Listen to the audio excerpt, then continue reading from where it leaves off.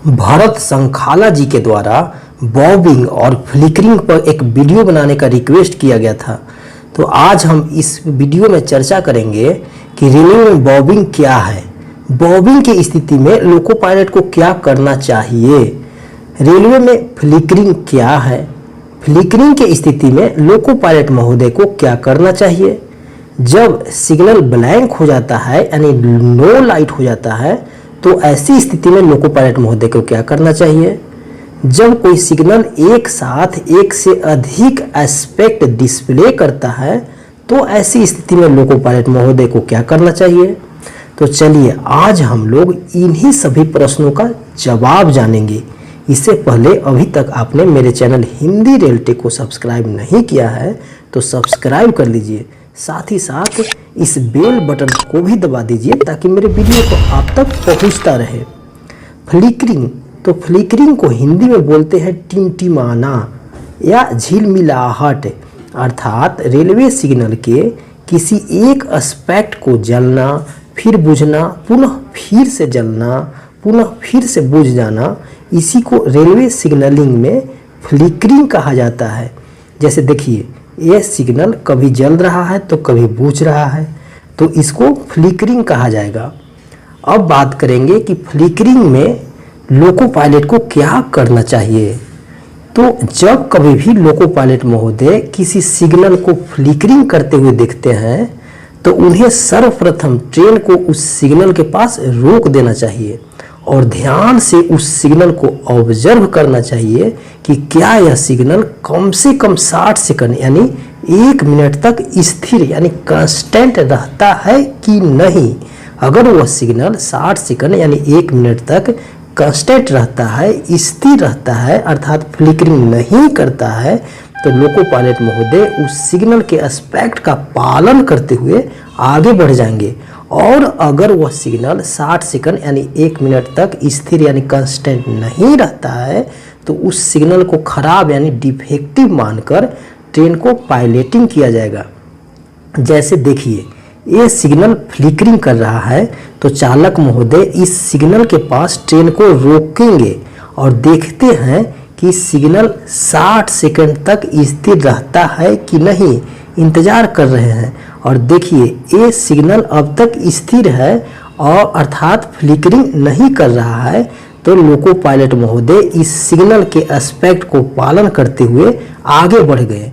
यही अगर signal 60 second यानी 1 मिनट तक स्थिर नहीं रहता तो लोको पायलट महोदय ऑथोरिटी लेकर स्टेशन मास्टर द्वारा ऑथोरिटी लेकर इस सिग्नल को पास करते। ऑटोमेटिक सिस्टम में भी इसी रूल को फॉलो करना चाहिए, लेकिन ऑटोमेटिक सिस्टम में येलो या ग्रीन एस्पेक्ट फ्लिकरिंग कर रहा है तो और 60 सेकंड तक स्थिर नहीं रहता है, तो ऐसी स्थिति में येलो या ग्रीन एस्पेक्ट को रेड एस्पेक्ट मानकर ऑन स्थिति में पास करने का जो रूल है उसी के अनुसार पास करना चाहिए। अब जानेंगे कि रेलवे में बॉबिंग किसको कहते हैं।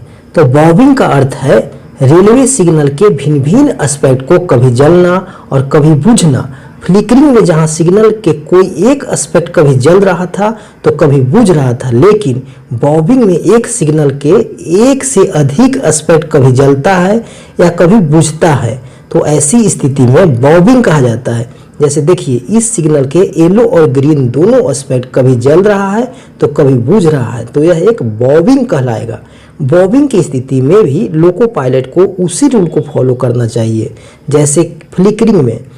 जैसे देखिए इस सिग्नल के एस्पेक्ट बॉबिंग कर रहा है और कभी येलो जल रहा है और कभी ग्रीन जल रहा है, तो ऐसी स्थिति में लोको पायलट महोदय इस सिग्नल के पास रुककर ऑब्जर्व करेंगे कि येलो और ग्रीन एस्पेक्ट में से कौन सा एस्पेक्ट 60 सेकंड यानी 1 मिनट तक स्थिर यानी कांस्टेंट रहता है।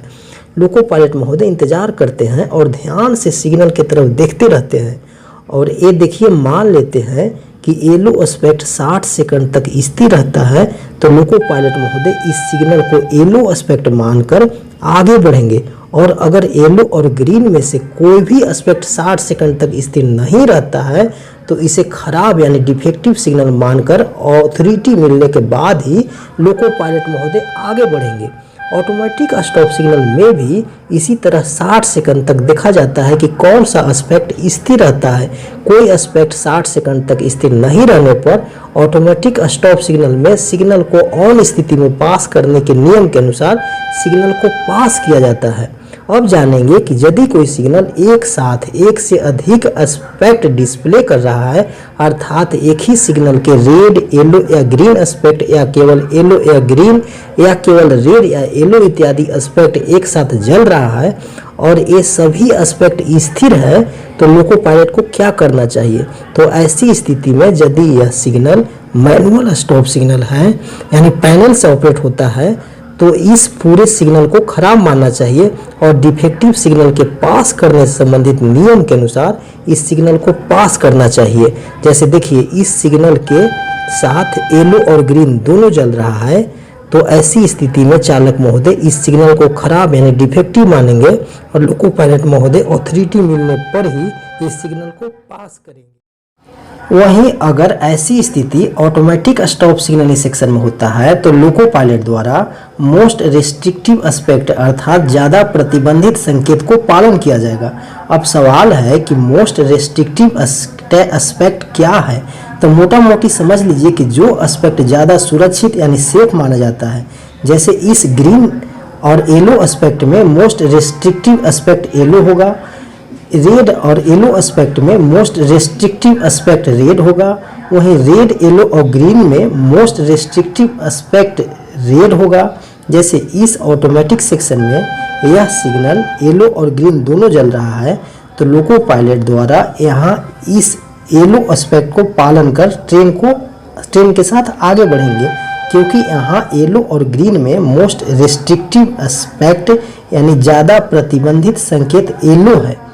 अब जानेंगे कि जब कोई सिग्नल ब्लैंक हो जाए यानी सिग्नल का कोई भी एस्पेक्ट नहीं जल रहा है, तो ऐसी स्थिति में लोको पायलट महोदय क्या करेंगे। जब किसी गाड़ी के लोको पायलट को कोई सिग्नल ब्लैंक यानी नो लाइट दिखाई देता है, तो लोको पायलट महोदय अपनी गाड़ी को उस सिग्नल के पास खड़ी कर देंगे तथा इसकी सूचना गार्ड महोदय को देने के लिए एक लंबी और 2 छोटी सीटी बजाएंगे। इसके बाद देखेंगे कि उस सिग्नल पर पी मार्कर बोर्ड लगा है कि नहीं।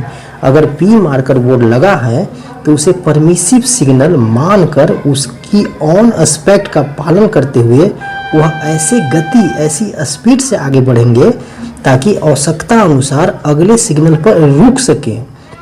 जैसे कि यहाँ पर देखिए, पी मार्कर बोर्ड लगा था तो चालक महोदय इस सिग्नल को पास कर गए।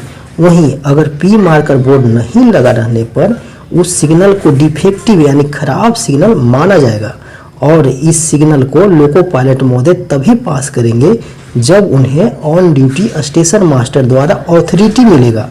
जैसे देखिए, ये सिग्नल ब्लैंक है और साथ ही साथ इस पर पी मार्कर बोर्ड भी नहीं लगा है और यहाँ ऑथोरिटी मिलने पर ही लोको पायलट महोदय इस सिग्नल को पास करेंगे।